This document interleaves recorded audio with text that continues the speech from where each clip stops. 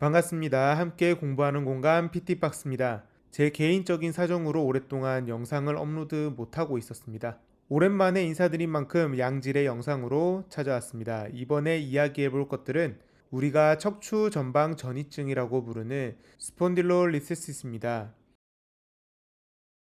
이름만 들어도 이미 아시다시피 이 질환의 어원은 그리스어에서 유래가 되었는데요. 스폰딜리스가 척추를, 리세시스가 미끄러짐을 의미해서 단어 그 자체적으로도 척추가 미끄러진다는 것을 의미합니다. 그렇다면 척추 전방 전이증에 대해서 정확한 정의가 필요할 듯합니다. 척추 전방 전이증은 위 척추뼈가 아래 척추뼈보다 배 쪽으로 밀려 나가면서 허리 통증과 다리 저림을 일으키는 질환을 의미하게 됩니다. 심할 경우 엉덩이나 하지 마비를 일으키기도 합니다.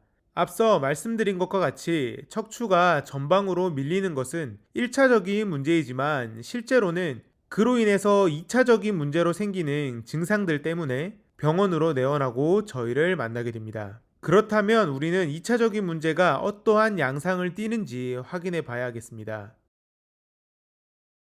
척추 전방 전이증으로 환자마다 아주 다양한 증상을 호소하지만 영상으로는 그중 대표적인 증상만 나열해 보겠습니다. 대표적인 증상으로는 로백 페인이라고 불리는 허리 통증, 그리고 허리 쪽에서 특징적으로 보이는 타이트니스나 뻣뻣함, 그리고 엉덩이의 통증, 허리에서 신경 루트를 압박해서 다리로 내려가는 방사통, 활동 시 증상이 발현되는 통증, 햄스트링의 타이트니스, 그리고 걷거나 서 있을 때의 문제, 다르게 말하자면 걷거나 서 있을 때 생기는 불편한 감각 같은 것들을 통칭해서 말하게 되겠습니다. 이러한 증상으로 내원한 환자를 만난다면 우리는 척추 전방 전이증을 의심해 봐야 합니다. 그렇다면 척추 전방 전이증을 의심했다면 정확한 진단을 해야 합니다. 진단은 일반적으로 엑스레이를 이용해서 확인이 가능합니다. 의심되는 척추뼈를 기준으로 위아래 척추뼈에 전단된 퍼센트에 따라서 단계를 확인하게 됩니다. 대표적으로 척추 전방 전이증의 단계를 이야기할 때 사용되는 기준이 마이어딘 그레이드입니다. 마이어딘 그레이드는 앞서 이야기 드린 것처럼 위아래 척추뼈가 전단된 퍼센트를 기준으로 나뉘기 때문에 그 기준을 정확하게 알아야겠습니다. 아랫뼈의 vertebral body를 4등분해서 그것을 기준으로 이야기합니다. 그레이드 1은 0에서 25%, 그레이드 2는 26에서 50%, 그레이드 3는 51에서 75%, 그레이드 4는 76에서 100%, 그레이드 5는 100% 이상입니다. 만약 본 환자가 그레이드 3 이상이라면 신경이 눌려서 나타나는 신경 증상이나 다른 여러 증상들이 심각하게 나올 수 있기 때문에 수술적 치료를 고려해야 합니다. 우리는 치료를 하는 것도 중요하지만 환자의 레드 플래그를 확인해서 적절한 시기에 적절한 수술적 치료를 권하는 것도 전문가로서의 역할임을 잊어서는 안 되겠습니다. 이렇게 척추 전방 전이증을 확인했다면 왜 척추 전방증이 발생했는지 원인을 정확하게 확인하기 위해서 타입들을 구분해야 할 겁니다.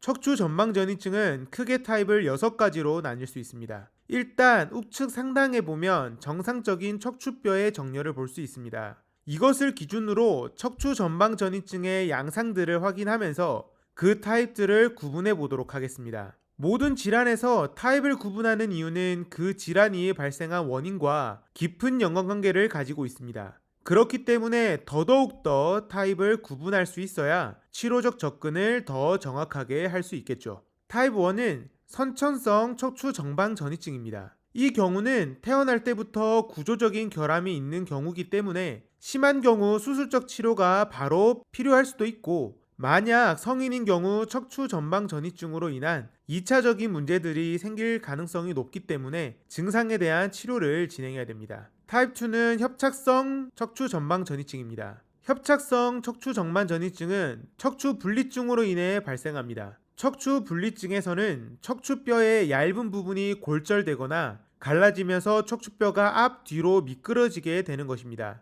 협착성 척추 전방 전이증의 경우 골절되거나 갈라지는 정도에 따라서 A, B, C 세부 단계를 나타내는데, 완전 분리된 경우 반드시 수술적 치료가 동반되어야 하고 그 이전에 A 단계인 경우 해당 증상을 만드는 원인을 찾아야 합니다. 그러면 그 문제를 해결할 수 있는 재활적 접근을 시도할 수 있을 겁니다.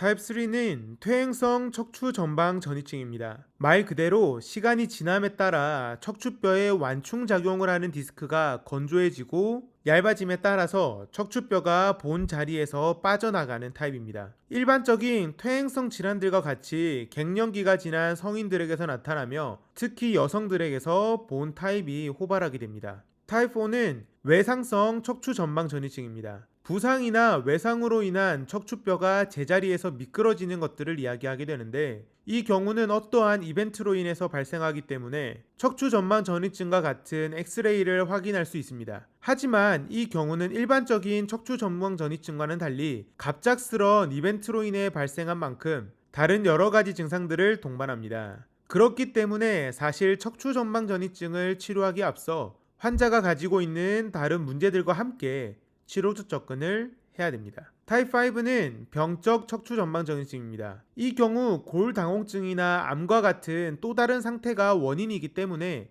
해당 전문과의 치료를 동시에 진행하면서 치료적 목적이 현 상태의 유지와 악화 방지를 위한 치료가 동반되어야 합니다. 마지막으로 타입 6는 수술 후 척추 전방 전이증입니다. 어떠한 척추 수술 후 척추뼈가 제자리에서 빠져나와 미끄러지는 것들을 이야기합니다. 이러한 경우 추가적인 외과적 치료를 동반하길 추천드리고 막연한 재활은 지양해야 됩니다. 이렇게 환자의 척추 전방 전이증의 유형들을 확인했다면 우리는 환자에게 충분히 지금 상태를 안내하고 치료를 진행해야 할 겁니다. 그리고 그 환자의 옐로우 플래그를 확인해서 향후 치료 방향을 결정해야 합니다. 만약 본 환자가 운동선수거나 노인이거나 그렇지 않다면은 선천적으로 척추뼈에 얇은 부위가 있는 환자 아니면은 퇴행성 척추 질환이 있는 환자와 같은 경우 치료 후 다시 재발할 가능성이 높기 때문에 환자에게 안내하고 이후 추적 관리가 필요합니다. 이렇게 척추 전방 전이증의 병리적 특징들에 대해서 이야기해 봤습니다. 지금부터는 척추 전방 전이증의 일반적인 치료 방법들을 소개하도록 하겠습니다. 이런 이야기를 하기에 앞서서 몇 가지 당부 사항들을 이야기해 봐야겠습니다. 앞서 말씀드린 것처럼 척추 전방 전이증을 포함한 모든 질환들은 환자의 증상에 따라 치료적 접근이 달라져야 됩니다. 앞으로 영상에서 일반적인 접근법들을 소개시켜 드리겠지만 들으시는 선생님들께서는 본 환자의 특징에 따라서 각자의 소견대로 접근을 해야 할 겁니다. 치료적 접근은 우리가 임상에서 치료하는 여러 치료적 모델을 기준으로 정리해서 말씀드리겠습니다. 첫 번째는 메케니컬 로딩 모델에 따른 부하 감소 치료입니다. 메케니컬 로딩 모델은 간단히 설명하자면 환자가 본래 가지고 있던 자세 문제나 기능적 문제로 발생하는 지속된 역학적 부하 때문에 여러 가지 병이 걸리기 때문에 그 문제를 해결하는 치료적 모델입니다. 그 중에서 첫 번째는 일상생활 관리 교육입니다. 이 경우 직장에서의 생활이나 일상생활에서의 로딩이 많이 가는 것들을 파악하고 그 로딩을 줄일 수 있는 자세를 교육해서 관리하는 겁니다. 그리고 통증이 있어 잠을 못 자는 환자의 경우 수면 시 나타나는 자세적 관리도 병행해야 합니다. 메케니컬 로딩 모델의 두 번째 접근은 로도시스 감소 운동입니다. 척추 전방 전이증의 대부분의 환자가 로도시스가 증가된 것들을 볼 수 있습니다. 이것을 치료해서 전단력에 부정적인 영향을 미치는 요소들을 제거해서 문제적 증상들을 치료하는 방법입니다. 대표적인 방법은 골반의 틸팅 운동, 소아스 근육과 햄스트링의 스트레칭, 그리고 골반과 허리의 협응력 움직임을 높여주는 로도시스 모빌리티 운동입니다. 두 번째 접근은 모터 컨트롤 모델입니다. 대표적인 방법으로는 복압 조절 운동, 우리가 흔히 인터널 어브도미널 프레셔 컨트롤이라고 말하는 방법입니다. 이 경우 단순히 복압을 만들어주는 것이 아니라 복압을 유지한 상태로 팔, 다리를 움직이는 조절된 움직임을 만들어주는 것입니다. 대표적인 운동적 접근으로는 브릿지 운동을 하면서 골반의 움직임을 만들어주는 것, 그리고 데드버그 운동을 포괄한 복압 유지를 위한 운동과 함께 골반 및 다리를 움직이는 운동적 접근, 슬링 운동을 하거나 안티 로테이션과 관련된 운동들을 하는 것입니다. 이렇게 척추 전방 전이증에 대한 병리적 특징과 치료적 접근을 이야기해 봤습니다.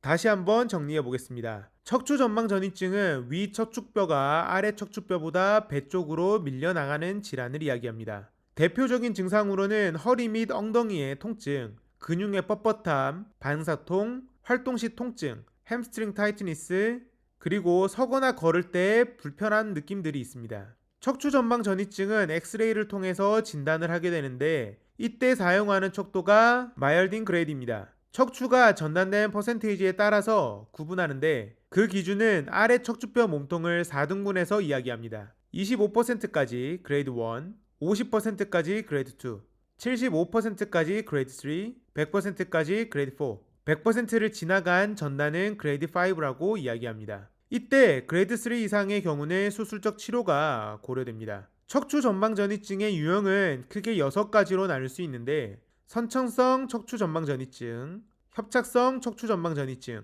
퇴행성 척추 전방 전이증, 외상성 척추 전방 전이증, 병적 척추 전방 전이증, 수술 후 척추 전방 전이증이 있습니다. 각 유형에 따라 치료적 접근이 달라지는 만큼 반드시 확인해야 됩니다. 그리고 환자의 옐로우 플래그에 따라서 환자의 치료적 목표를 정확하게 정해서 환자에게 안내하고 치료를 진행해야 됩니다. 마지막으로 치료적 접근입니다. 환자에 따라 치료적 접근은 달라져야 하기 때문에 영상에서는 일반적인 접근법만 말씀드리겠습니다. 메케니컬 로딩 모델적 접근법에 따라 일상생활 관리를 교육해줘야 됩니다. 대표적으로 직장생활, 일상생활 자세 등을 교육해야 하고 수면장애가 있는 경우 환자의 수면 교육 또한 필요합니다. 그리고 로도시스 감소 운동 치료를 진행하면 좋은데 일반적으로는 골반의 틸팅, 로도시스 모빌리티 운동을 하거나 소아스 머슬과 햄스트링의 스트레칭을 진행할 수 있겠습니다. 모터 컨트롤 모델에 따른 접근으로는 복압 조절 운동을 통한 골반 및 척추 분절의 안정성을 유지한 상태로